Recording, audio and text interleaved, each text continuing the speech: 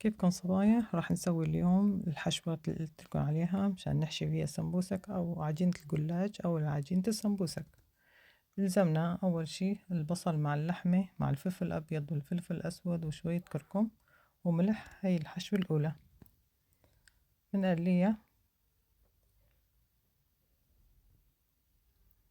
طبعا بنضيف الملح بالأخير مشان ما تطلع مية اللحمة، تستوي معنا هيك بهالشكل. الحشوة التانية عبارة عن جبنة مبروشة، بنضيف لها جبنة موزاريلا، بنضيف لها بيضتين، بقدونس، عنا سمسم محمص، حبة بركة، فلفل أبيض، فلفل أسود، رشة رشة يعني مو كتير. بنخلطها منيح وتصير عنا الحشوة جاهزة. هاي الحشوة كتير طيبة. في الحشوة الثالثة عنا هون بصلة بنقليها مع الزيت وبنحط لها توم كمان. عنا بنضيف لها جزر والبازيلا، هذا اختياري، بصير كمان بدون بازيلا.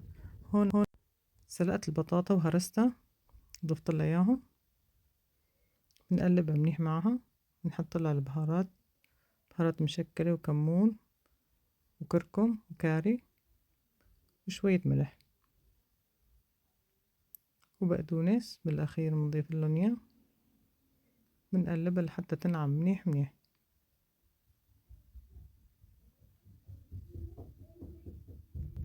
بتصير معنا بهالشكل هاد، بنخليها لحتى تبرد. عنا الحشوة هي كمان بصلة،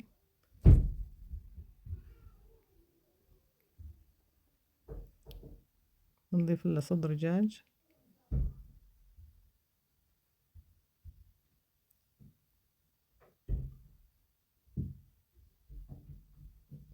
كزبرة، فلفل أحمر وكاري، فلفل أصفر وفلفل أحمر، هذا كمان اختياري. بنقليها سوا منيح، بنقلبها بالشكل هاد حتى تنشف المي.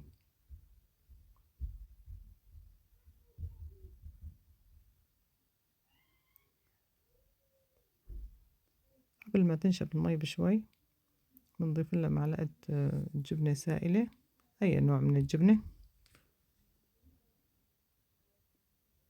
ممكن كيري، ممكن لافاش كيري، أي نوع من الجبنة، ومعلقة مايونيز، وبنقلبها وبتصير هيك جاهزة. بس 5 دقايق وبنطفيها، نتركها حتى تبرد مشان نحشي فيها السمبوسك أو البرك.